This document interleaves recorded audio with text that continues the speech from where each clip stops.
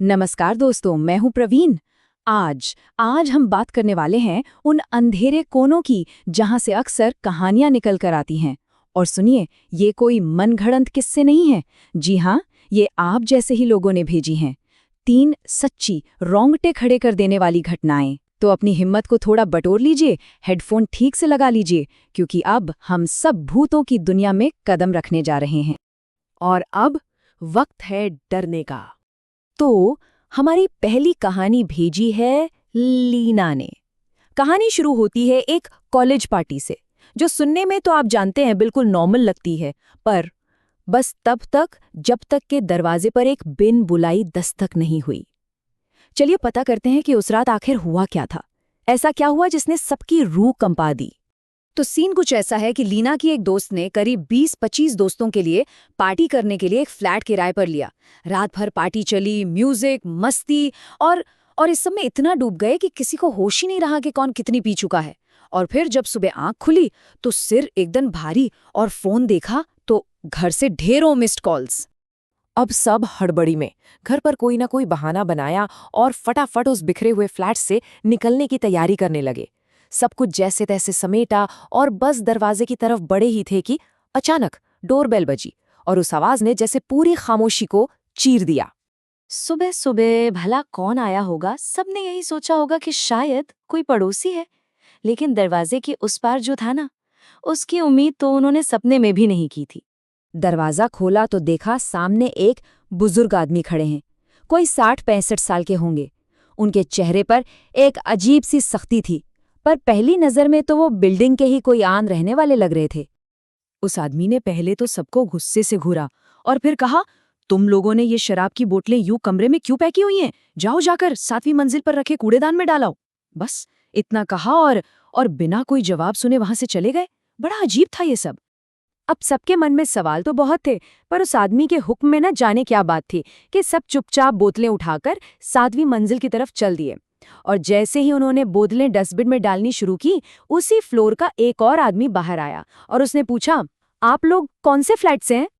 जैसे ही उन्होंने अपने फ्लैट का नंबर बताया ना, उस आदमी के चेहरे का रंग ही उड़ गया।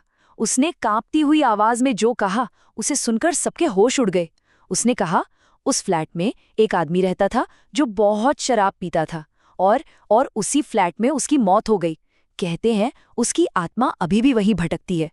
बस ये सुनना था कि सबके पैरों तले जमीन खिसक गई। वो एक पल भी वहां नहीं रुके, सीधा उस बिल्डिंग से बाहर भागे। चलिए अब थोड़ा और गहरा उतरते हैं। दूसरी कहानी हमें पंजाब के एक गांव लेकर जाएगी। ये कहानी काका ने भेजी है। ये एक ऐसे बाबा की कहानी है जिनका सामना हुआ 2 आत्माओं से। एक जो अपनी कहानी बता सकी, पर दूसरी का राज जानकर सच में रोंगटे खड़े हो जाएंगे। तो बात है पंजाब के एक गांव की, जहां एक बहुत जाने माने बाबा थे। एक दिन क्या हुआ, एक लड़का और एक लड़की उनके पास मदद मांगने पहुंचे।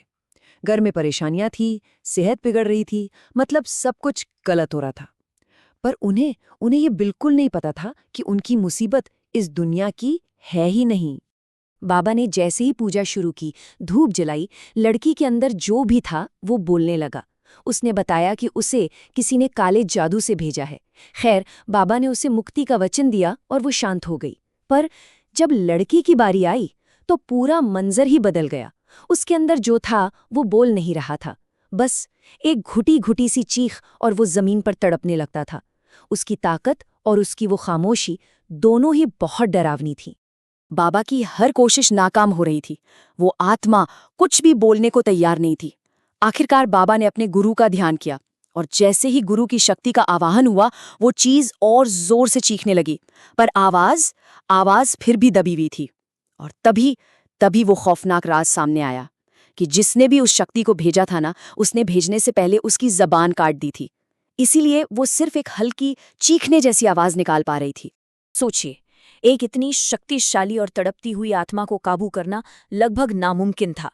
बाबा को अपनी सारी ताकत लगानी पड़ी। उसे जबरदस्ती पकड़कर एक छोटी सी डिब्बी में बंद करना पड़ा और फिर उस डिब्बी को जमीन में बहुत बहुत गहराई में दफना दिया गया। शायद वो आत्मा आज भी वहीं कैद है, बिना अपनी कहानी बताए, बिना मुक्ति पाए। और अब हमारी आखिरी और शायद सबसे डरावनी कहानी ये रघुवीर ने भेजी है। ये कहानी एक ऐसे इंसान की है जिसे भूत प्रेत पर रत्ती भर भी यकीन नहीं था। वो मजाक मजाक में जानबूझकर अनदेखी शक्तियों को चुनौती देने निकला और उसे वो मिला जिसकी उसने कभी कल्पना भी नहीं की थी। देखिए, रघुवीर के लिए भूत प्रेत ये सब बस मजाक था।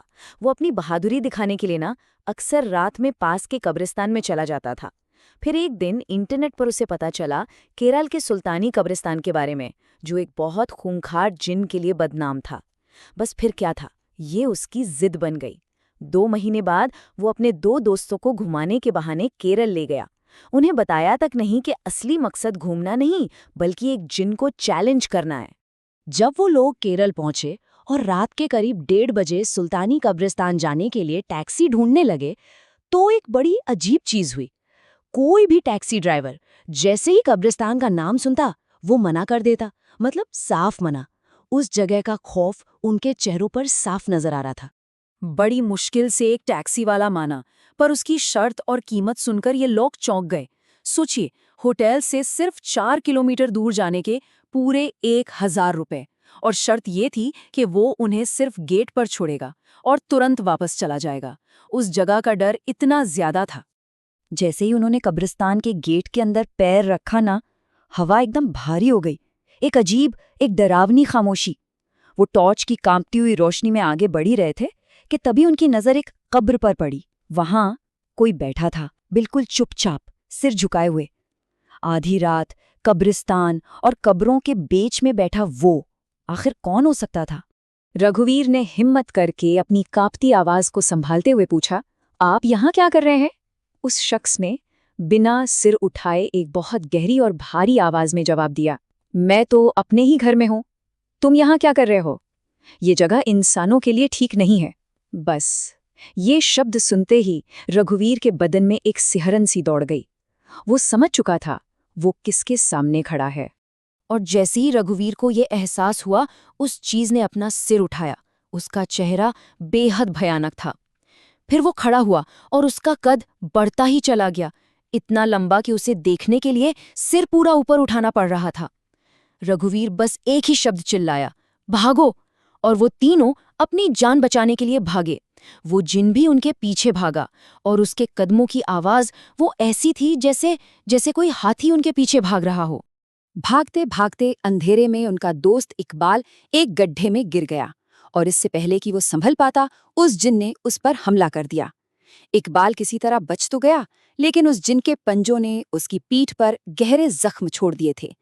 उन्होंने जैसे तैसे अपने घायल दोस्त को उठाया और अपनी पूरी ताकत लगाकर कब्रिस्तान के गेट की तरफ भागे।